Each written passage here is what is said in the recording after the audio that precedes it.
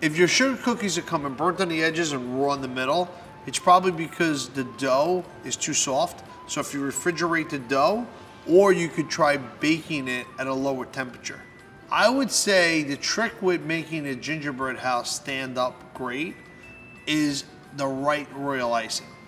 And if you add a little bit of white vinegar to your royal icing, it'll help the drying process speed it up. If you take the fudge and maybe you wrap it, I don't know if you're wrapping it or where you're storing it, or it's your recipe. I forgive you if you don't let your eggs come to room temperature when baking a cake.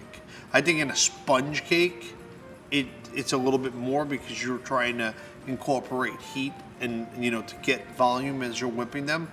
But in just a typical American cake, I think you can use cold eggs.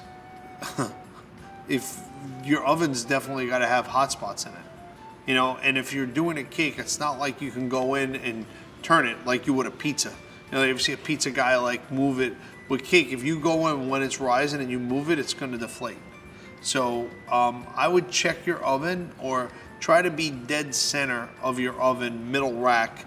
That might help it. With grandma's fruitcake, you have to look at what the recipe really is to understand it, but it could be maybe the way you store it.